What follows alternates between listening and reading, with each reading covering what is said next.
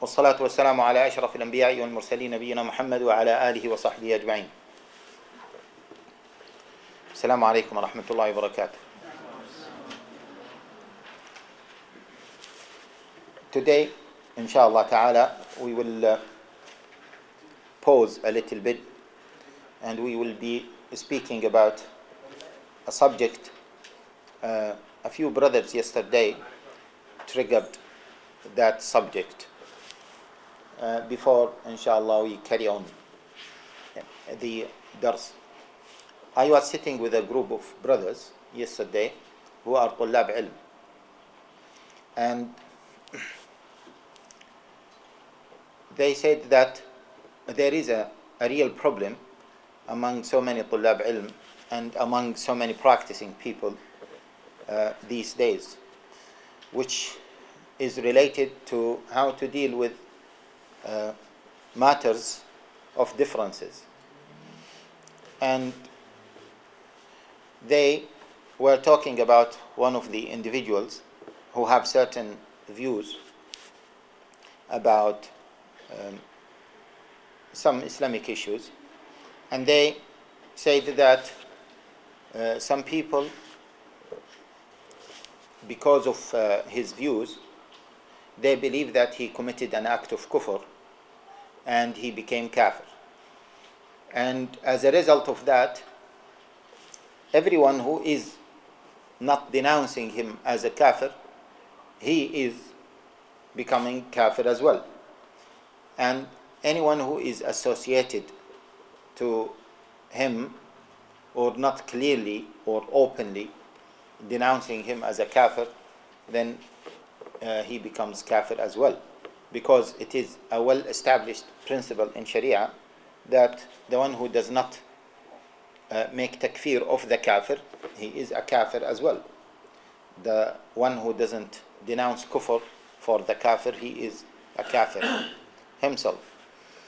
And they said that there is a huge or a big misunderstanding among so many young brothers about this issue, and the brothers were blaming the people of knowledge, the students of knowledge, the du'at, that they are not clarify this point in a way that removes any kind of doubts or remove any kind of misunderstanding.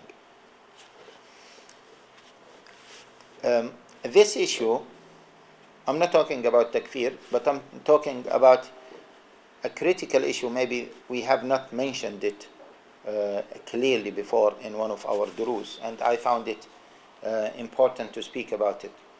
And it is from a Shari'i perspective called al-lawazim. Al-lawazim. This implies this. And hence, al-lawazim means A implies B, B implies C, C implies D, so therefore A implies C and D. Okay, is a logical deduction. What does that mean? Let us take another example, which is maybe an easier example, and I believe that this is really a very important subject. Let us believe that someone doesn't believe that a person can make wiping over the socks. Someone doesn't believe that wiping over the socks is allowed. And therefore, the one who believes that wiping over the socks is not allowed, he believes that the salah will be invalid. And therefore, listen to this, therefore. If a person, his salah is invalid, and all of his salawat or most of his salawat are invalid, he is, according to an opinion, which is the strongest opinion, he came out of the fold of al-Islam. Okay? And for sure that he has been like this, doing his salah for a long period of time, and he was not an ignorant person, So for sure, this person, he is committing kufr, and because he's not an ignorant person, he is kafir. Now, we have reached to this conclusion that he is kafir because of what?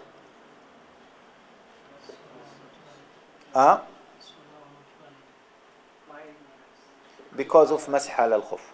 Because of masah ala al-jawad, on the socks. You got it? How dangerous is that? Or that is? He became kafir because of what? Because of wiping over the socks. This kind of misunderstanding is a very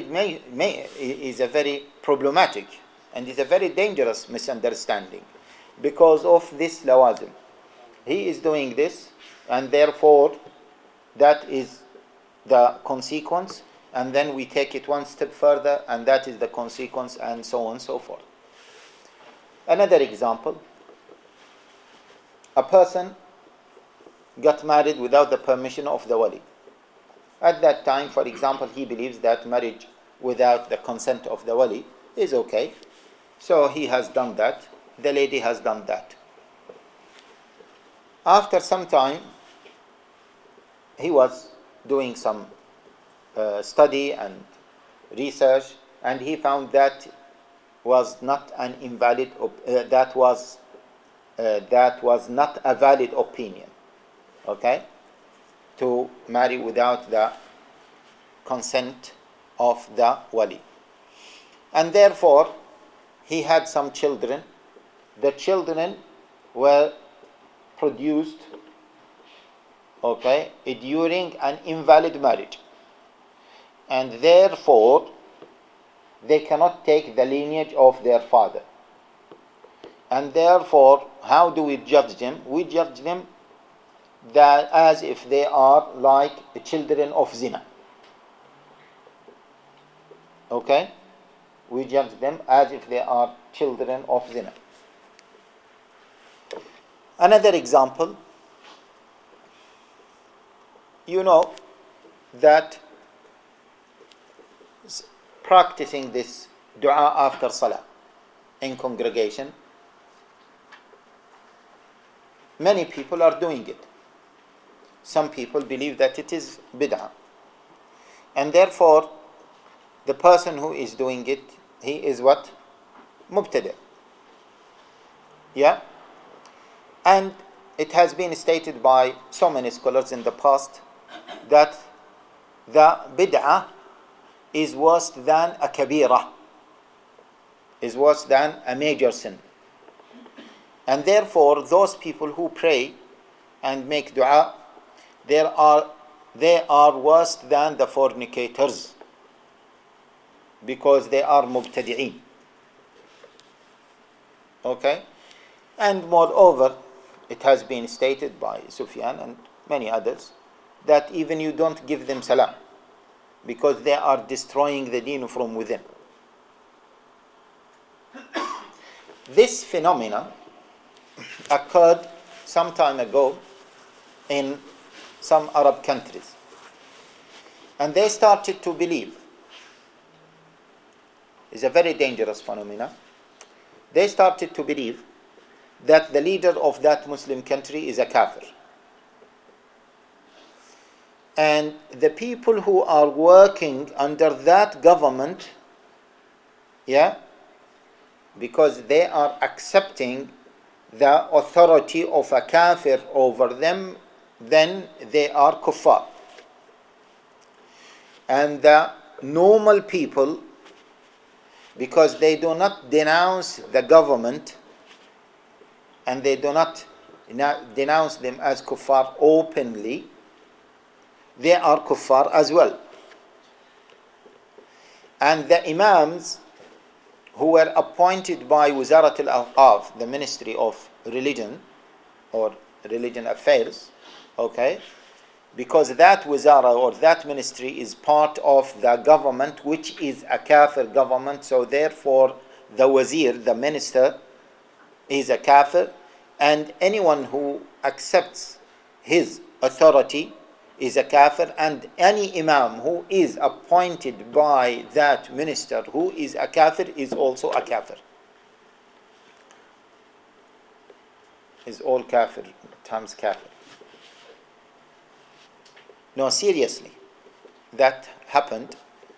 It started in Egypt in early 70s, late 60s, okay, early 70s. They used to be known as Jama'at al-Takfeer wal-Hijra. And after some time, they said, but how can we live within this society? We cannot pray behind the imams who are kuffar, because they were appointed by the kafirs, by the government, which is a kafir government. So what to do? So they isolated themselves from the whole society, and they started to establish their own masajid and their own prayer halls. But they need to get married, they need to deal with other people, they need to eat the dhabiha, they need to eat the meat slaughtered by other people. They stopped from eating that because it is slaughtered, the meat is slaughtered, okay, most likely by kuffar. So it is not allowed to eat from it. Getting married, we cannot get married to a daughter of a murtad, because it is likely that she is murtad as well, okay, she apostated as well, and so on and so forth. They found that it is very difficult for them to live within the society, not just only to pray behind the imams, but to live within the society. So some of them, they started to do imtihan. Imtihan means testing people.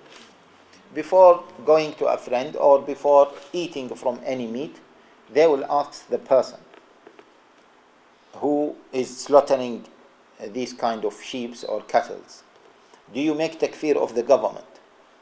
If he says yes, then they eat his meat. The meat is slaughtered by him. If he says no, then they don't eat it. And for marriage, they used to go to the father, or some of them. Of course, this is an extreme version of them. And they used to go to the father, and they used to question him. Do you believe in this? Do you believe in that? If he says, no, I don't believe that the government is a kafir government, then he is a kafir, okay, and therefore they don't get married to his daughter. Now, you might see that this looks very funny, and this looks very strange, and no one would accept this kind of thinking. Agree?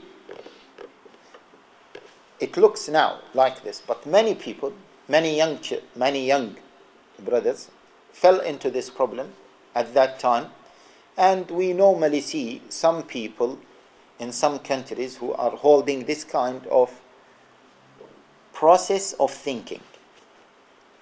This is the most dangerous thing, is the thought process rather than the conclusion. And we were talking about this, as I told you yesterday, and they said that if that particular individual is uttering these statements, then for sure he is a kafir, and the one who keeps quiet and he does not denounce kufr upon him, then he is a kafir for sure. And just it drags on and on. And a very extreme level of that is what happened in some countries, some Arab countries. Actually, there were rumors that it happened. Allahu a'lam whether it happened or not, so don't quote me. They started to believe that the whole society is kuffar. Okay, but it is allowed to fight against kuffar, because these are murtaddin. So you should fight against them. This is jihad fi sabilillah. Not only that, but their women, they have to be taken as concubines. concubines, okay, as right hand possess. And they have taken the Muslim women like this, and that has happened. Don't say that this is just an imagination. No, it has happened. Why? Because there is a problem in the way people are thinking. Young people are thinking. That's why we normally say that the way we think, the way we develop our ideas, the way we extract rulings from the adilla, the way we perceive adilla is more important than the adilla themselves, than the product of that process, the end product of that process.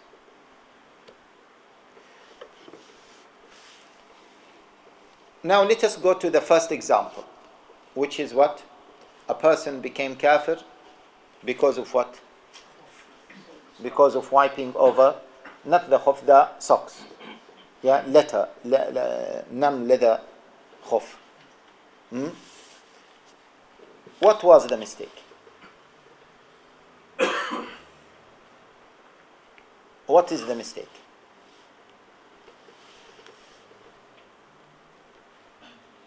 Is it to say automatically that anyone who wipes their socks is wudhu is invalid?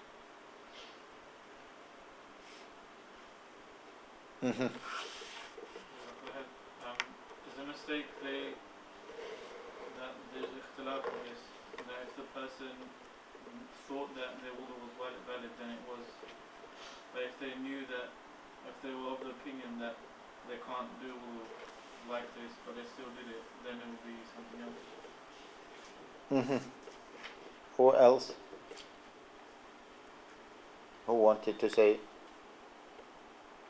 Yes. It was the way they kept on making assumptions for the next conclusion. Then they said the salah is not valid.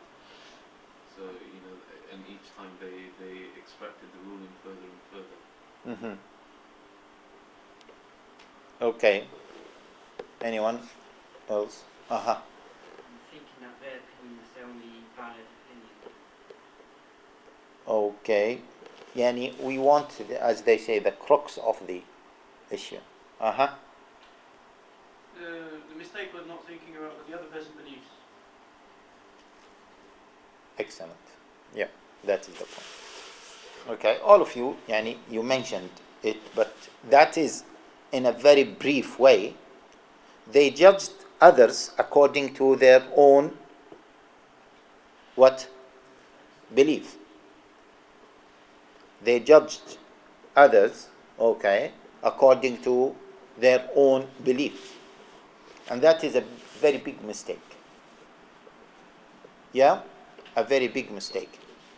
When you come up with a conclusion about anything in Sharia, don't judge others according to your conclusion. First of all, you have to study the issue, and you have to see whether there are other opinions in this matter or not. Yeah? And that's why we always, in our study, and that's why I was a little bit worried, to be honest with you, we always in our study try to mention that there is another opinion. Okay? There is another opinion. And sometimes we say that the other opinion is strong enough and the issue is flexible. But even if we strongly hold another opinion, a certain opinion, we should admit that there is another opinion different from our opinion, and that opinion is held by scholars, by renowned scholars, by credible scholars. And therefore, those who believe in the other opinion should not be judged according to our criteria. they should be judged according to their criteria. Failing to do so, the ummah will be divided into divisions more than even the individuals themselves. Because the individual himself or the individual herself will at a certain point hold an opinion, after some time will change the opinion. Is that true or not? Now, today, for example, I believe that wiping over the socks is allowed.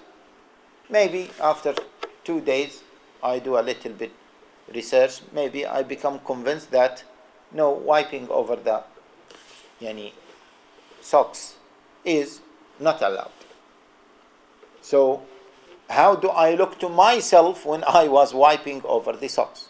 Do I have to compensate my salah at that time that I prayed at that time? Is the matter clear? So don't judge others according to your opinion. I mentioned to the brothers a very important rule. I mentioned this as a very important rule, and I gave some examples that the scholars themselves mentioned.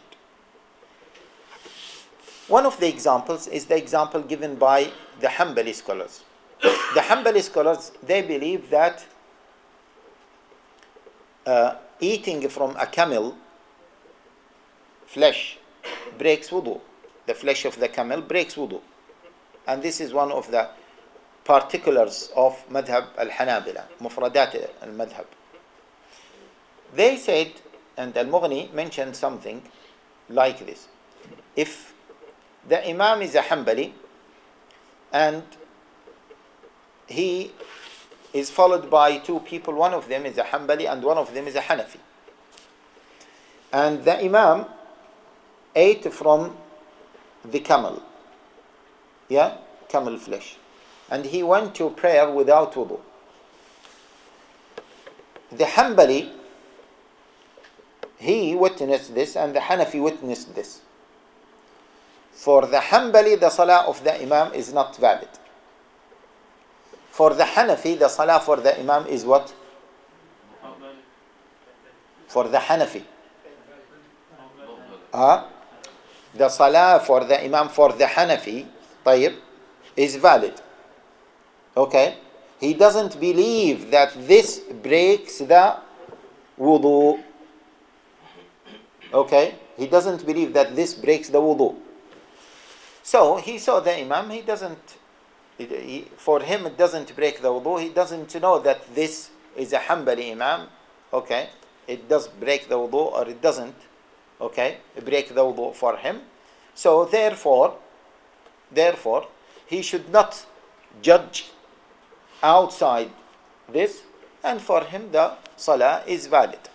But the one who knows that the Imam is a Hanbali and is following that opinion, and he ate from that flesh and he never had wudu after that, okay, and still they prayed behind him and they hold the same opinion, then for them the salah is invalid. Take the example, okay, of wiping over the socks. This is a very clear example. Many people who do not believe that wiping over the socks is allowed, if they saw an Imam wiping over his socks, they don't pray behind him. They believe that what his salah is invalid. Why? Because according to them, wiping over the socks is not allowed, and therefore this Imam, his salah is invalid, and therefore they cannot pray behind him. Now there is a difference between the first example and the second example. We will come to that difference, okay, in a minute. But is it clear? What went wrong is that they judged him according to their criteria. Al-Imam Malik سئل he was asked, do you pray behind a person who bleeds and doesn't make wudu? He said, don't you want me to pray behind people like Sa'id ibn al-Musayyib? Don't you want me to pray behind people like Sa'id ibn al-Musayyib? What does that mean? He believes that bleeding, what? Breaks wudu. But if the Imam doesn't believe that bleeding breaks the wudu, then I have to tolerate that opinion and I have to judge him according to his opinion. Actually, many scholars said if there is a case of difference of opinion, even you can tolerate it for yourself as well, even if you believe that the Imam Salah is invalid. Like the story of what? Eating from the camel meat. The Imam, he is eating from that. For him, the Salah is invalid. For the Hanbali who prays behind him, the Salah is invalid. But for the Hanafi, his Salah is valid. Now, there are two possibilities. Either we judge the Imam according to his own belief, or we judge the Imam according to my belief. They said in some cases you judge the other according to the best of both opinions. Did you get this? So, it is true that according to his opinion, his Salah is invalid. According to my opinion, the Salah is valid. But judgment according to my opinion is what is better, is safer in this issue, which is a matter of differences. And therefore, I should perceive that his Salah, forget about him, I should perceive that his Salah is valid, and therefore my Salah behind him is valid. Did you get the last point? This is called mura'at al-khilaf. طيب? Okay, we'll have some, sorry. You want? Why is it safer? Because considering his Salah is invalid is something that is entails that he doesn't pray. For him, maybe his Salah is invalid. For him.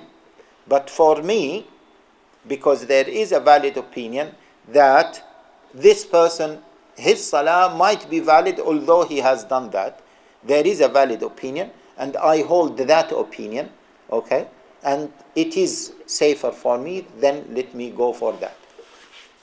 Okay? Let me give another example similar to this. It happened one time that I was invited to give a lecture in another city. And then the brothers, they invited me to give the khutbah Jum'ah. Some of the brothers there, they follow a certain madhab, little bit strictly. And they said, but if the speaker comes and led the salah, he is what? He is what? Musafir. He is musafir. The musafir doesn't establish Jum'ah according to their opinion. طبعا it is a valid opinion that the musafir doesn't establish Jum'ah.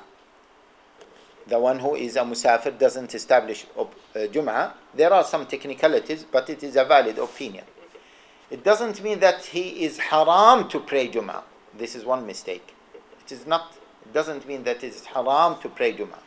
But he doesn't pray Jum'ah. And they said, he cannot lead us because what? We believe that his salah is what?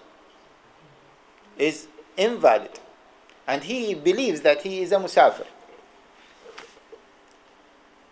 Did you get this, ya shabab, antum? Are you following the discussion? Are you following the discussion? Okay. In this case, what can we do? So they asked some of our elders, and some of our elders, alhamdulillah, they have knowledge, and they said no. If he is praying according to a valid opinion, we should go for that valid opinion. Although whether he believes otherwise, whether we believe otherwise, as far as he is praying according to a valid opinion, we should go for that. Is it clear? And especially in things related to ibadat. Especially, okay, in things related to ibadat. So if he is doing it according to a valid opinion, and it is not, okay, because it is ibadah, is not causing harm for me, it is not causing harm for others, so we should نحملها على أحسن الأحوال. يعني we should take it at the best position. Okay, so the best position is the salah is valid, and therefore our salah is valid as well. Okay, the worst scenario is to say that his salah is invalid, and therefore our salah behind him is invalid, and that is the worst scenario. The point is, as we said, you have judged him according to your own what? Opinion. That is the biggest mistake. And then it comes the other mistake, which is a bigger mistake, which you build everything according to that which is a matter of differences. So you concluded that his salah is invalid, and he has been praying like this for 10 years. So for 10 years, actually, he didn't pray. For 10 years, as if he did not pray at all, because an invalid salah is not salah. Is that true? An invalid salah is not salah. So it's worthless.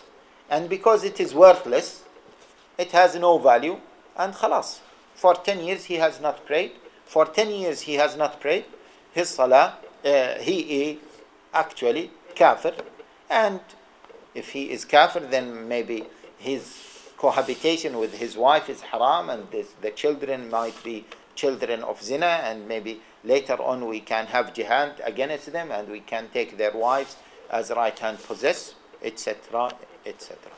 Is it clear? Yeah? Similarly with the issue of bid'ah.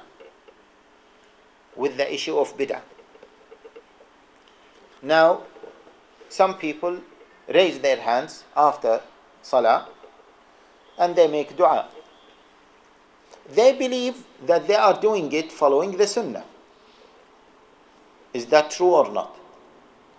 They have their own scholars who taught them this, and they put trust in their scholars. The ahadith might be understood in their favor. You remember hadith who? Mu'adh. Ya Mu'adh, لا تدعنا دبر كل صلاة أن تقول اللهم أعني على ذكرك وشكرك وحسن عبادتك. لا تدعنا أن تقول دبر كل صلاة. دبر كل صلاة means at the end of each salah, and we said, if you remember, we said what? End of salah, is it before the taslim or after the taslim? Do you remember? So it might be understood that it is after the taslim. And there are other adillah that the congregational dua is not really a big problem. And they put this with this, and they believe that they are doing something good, which is dua. And they can do it. Now, some people believe that it is bid'ah. Okay? And therefore, the one who is doing it is a mubtadi', and the mubtadi' is worse than the person who is committing a kabira min al-kabair, one of the major sins, and we don't give them salam, we don't even, help them, we don't ally with them, etc., etc. You remember, maybe, when the American troops were bombing our brothers in Afghanistan, okay? Some people were celebrating, some Muslims were celebrating. Because what? They said Allah Jalla wa Ala is destroying zalimin by zalimin. Yeah, is destroying oppressors by oppressors, wrongdoers by wrongdoers. So these are mubtadi'ah in Afghanistan, and the Americans are kuffar. So kuffar against mubtadi'ah, and those mubtadi'ah sometimes are worse than those who commit major sins. And we are happy now because Allah Jalla wa Ala accepted our dua that He is destroying one party with the other party. It is a big problem in terms of thinking, a major problem. Okay, then the other point related to this is نحمل على أحسن الوجوه. It is a very important principle. There is a difference between the one who is doing a bid'ah and the one who produced the bid'ah.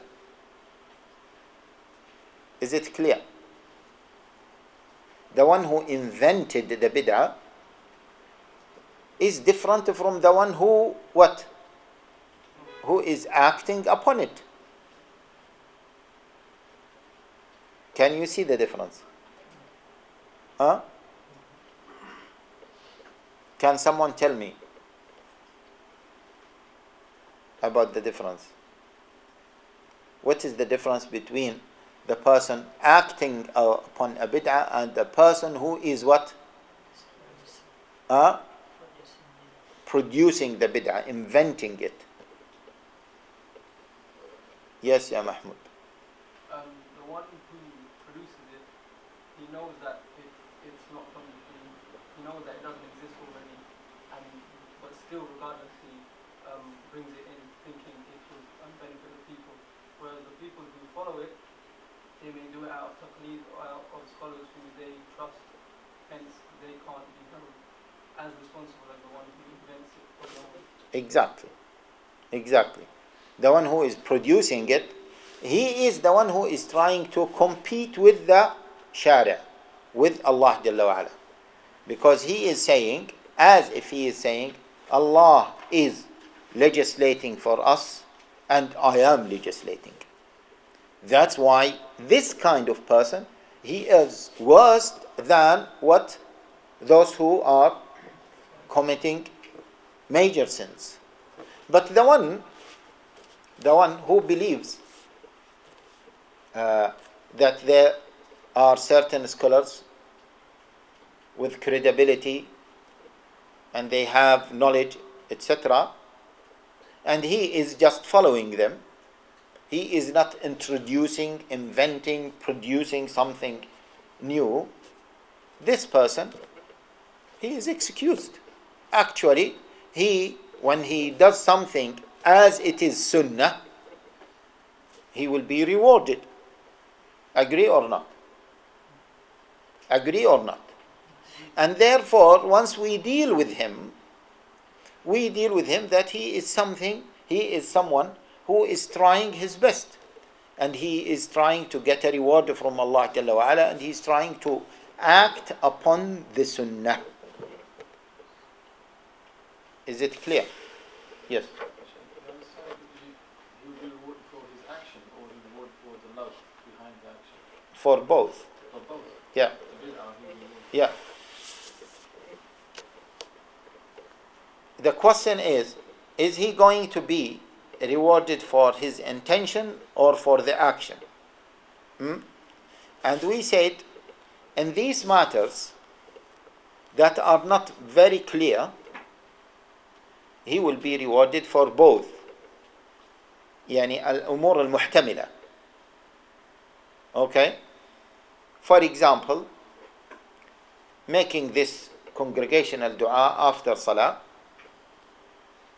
making congregational dua after salah, this, as we said, there is a possibility that it is sunnah, although it is a weak opinion. But for this person, he believes that it is sunnah because many of his scholars said that and they used to do that. And even some classical scholars, this is the point, many classical scholars said that it is sunnah. So they will be rewarded for the intention and the action itself.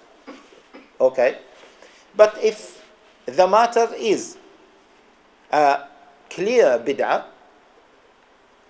and the person is ignorant, he will be rewarded for the intention only, in that case, not for the action.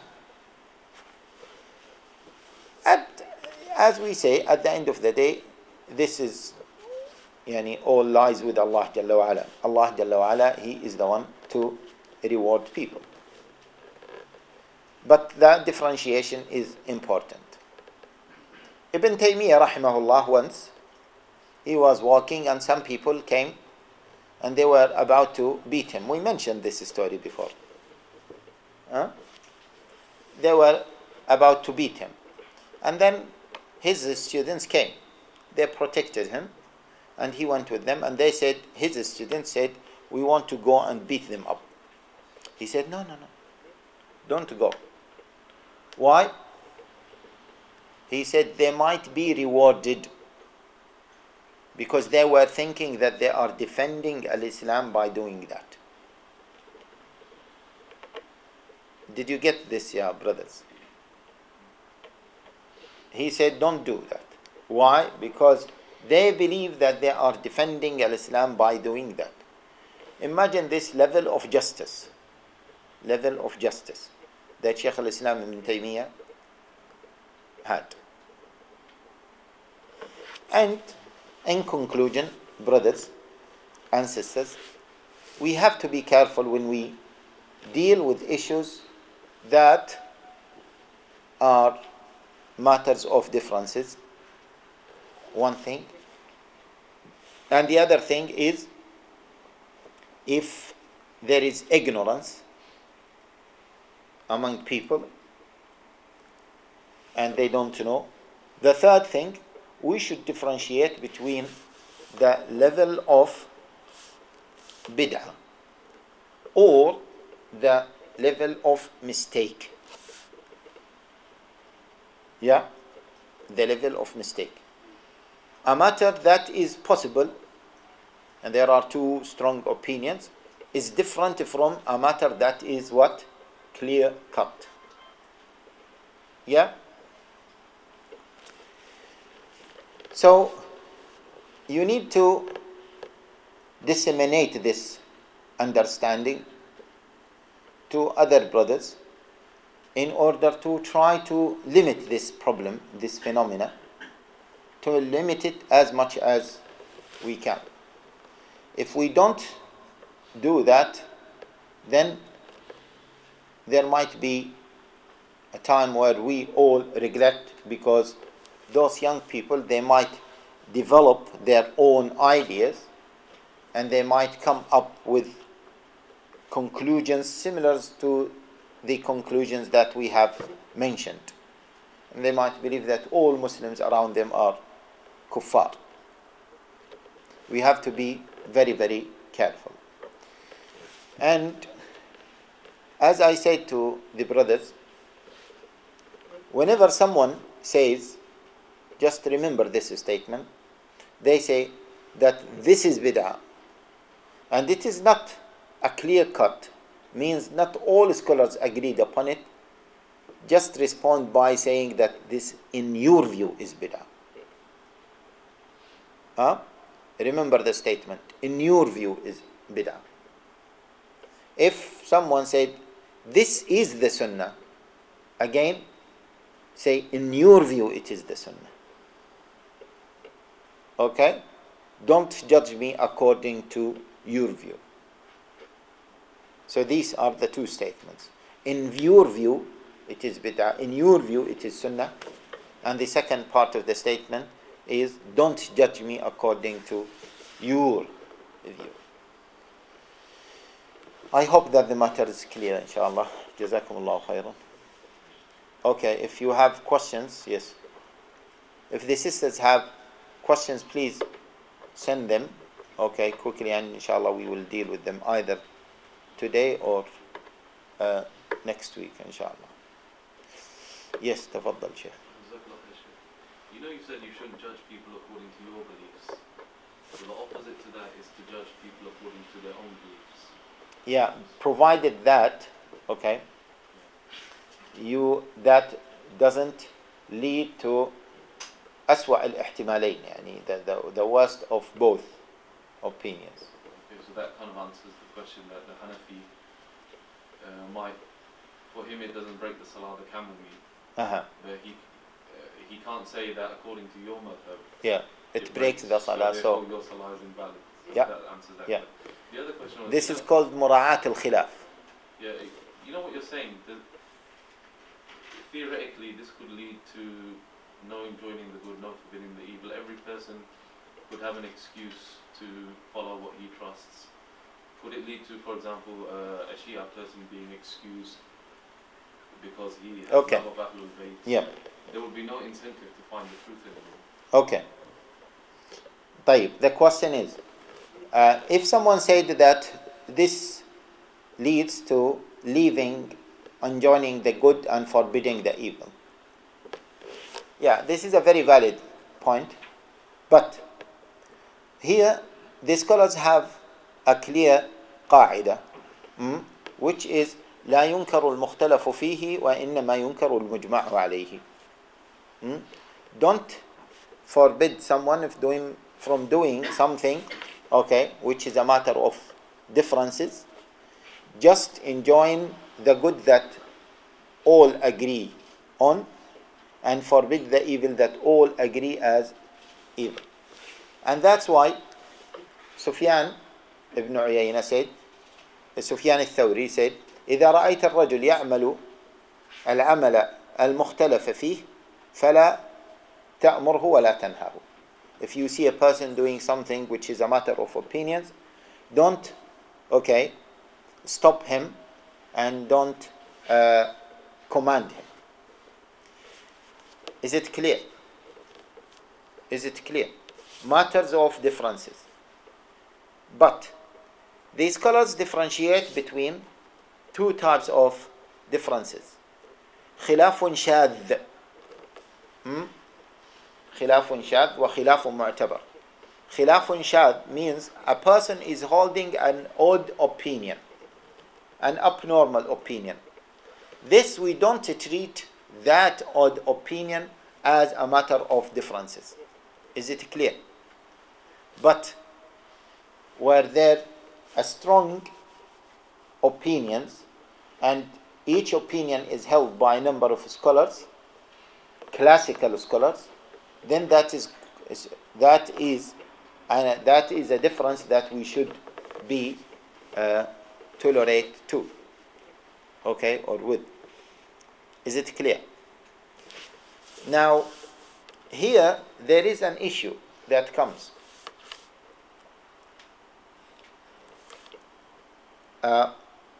Ignorance from an usuli perspective is a udhr for ignorant people. Al-jahl udhr. Ignorance is udhr. Ignorance is udhr, is an excuse, a valid excuse. Yani, okay, a person, he prayed and his clothes, okay, has najasa. He doesn't know. His salah is valid or is invalid? Is valid. But if he knows that there is a najasa and he prays with the najasa, his salah is what? Is invalid. What is the difference? He doesn't know. Okay? Ignorance.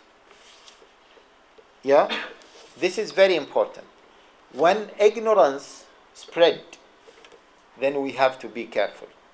So there might be a shaadh opinion, an odd opinion, but because of ignorance, people are holding it, and therefore, okay, we should be careful before enjoining it or forbidding it. Is it clear? Is it clear, ya shabab? So you have to take the other circumstances.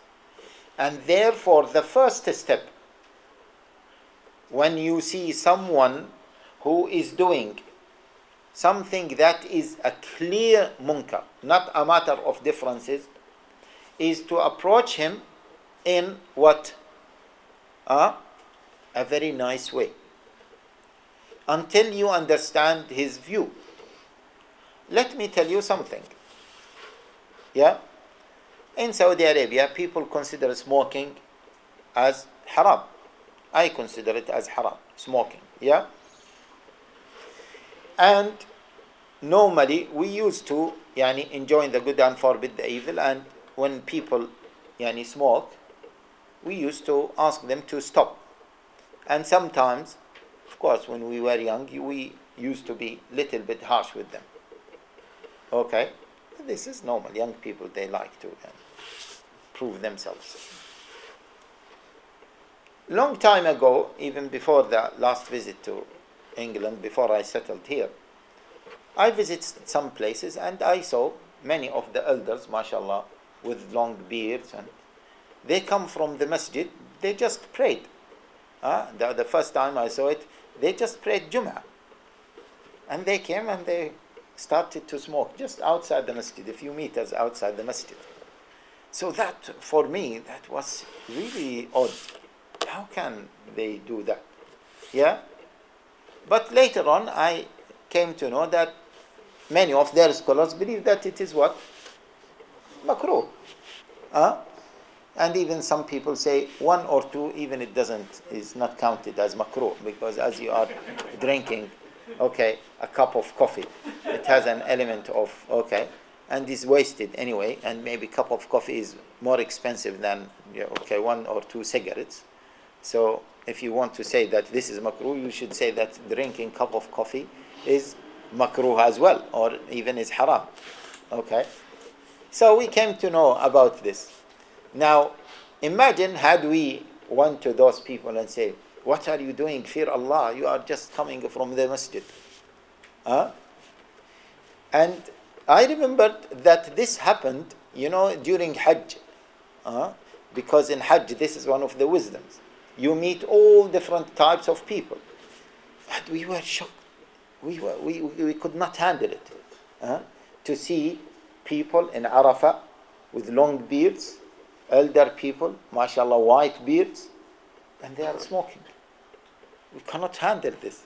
How come this person, he traveled all the way to make this ibadah, and mashallah, he has a long beard, and mashallah, just in Arafah, the best day, and he's smoking.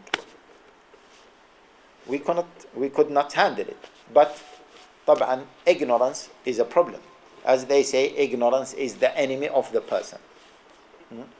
That's why they say just approach him in a very nice way until what you know the motivation behind the ma'siyah.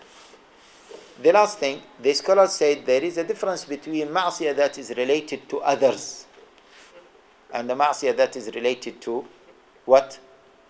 The individual. Yeah? If you see a person, for example, trying to maybe rape a woman in the street, for you, this is a ma'siyah. If you approach him and he said, well, this is my wife, yeah, but this is something visible. This is affecting the society. You cannot say, well, you don't stop me because this is my wife. Okay? And similarly, if your ijtihad led, for example, to spoil the properties of other, then although this is a matter of ijtihad for you, you should be stopped, and actually you should pay compensation. Take this example. Yeah, I forgot to mention this example. If someone is wearing some clothes that are silk, but it is not natural silk. Now, the silk, artificial silk, There are two opinions about it. Some scholars said no, it is like the natural silk, so it is haram. Some scholars said no, the word silk, it doesn't mean that it is what? The harir. Yeah, that the Prophet ﷺ prohibited. So if you saw, mashallah, طيب, Sheikh Mujtaba, mashallah, he bought, or his wife bought for him a very nice shirt, and he's happy that, okay, this is a gift from his wife. Astaghfirullah, what are you doing? This is silk, haram. And you just ripped it off. Or is this acceptable? This is haram. Okay, haram for you. It's not haram for me. And this, you are violating the rights of others. Okay? Ibn Muljam, the one who, you know who Ibn Muljam is? Allah yahdikum. The one who killed Ali bin Abi Talib. يا ضربة من تقي ما أراد بها إلا ليبلغ عند ذي العرش رضوانا. طيب, Ibn Muljam, he's one of the Khawarij. He killed Ali bin Abi Talib. They said when they killed him, Ibn Muljam, he was making dhikr. He was making dhikr. And they said, when they imprisoned him, they said, it's okay. As far as I can do dhikr, it's all right. But don't stop my tongue from doing dhikr. This is what they said. But he, what? Because of his ijtihad, he killed someone. So we should judge him not according to his ijtihad in this case, because it is the worst. So we should kill him because he murdered someone. Okay? Because he murdered someone. Is it clear? So inshallah the matter is clear. So we want you, inshallah, brothers, to pass this message and to teach those brothers. They are again our brothers, and they might have a distorted understanding, and they again, we say, as Ibn Taymiyyah rahimahullah said, that they might be rewarded because they are trying, they feel that they are defending the deen. For example, Ibn Muljam, he might be, Allahu Alam, he might be rewarded for his intention, but punished, okay, for what? For killing, okay, a Muslim. And if you were to look at it from an usuli perspective, he went wrong because he knows that the blood of a Muslim is what? Is of the highest sanctity. Yeah? And it should not be violated, it should not be shed by any ijtihad. By any ijtihad. And it is for the leader of the Muslims who were appointed by the Muslims, or who became the leader and he was accepted, to shed his blood according to a legitimate reason. Okay. No questions from the sisters? طيب, جزاكم الله خيرا.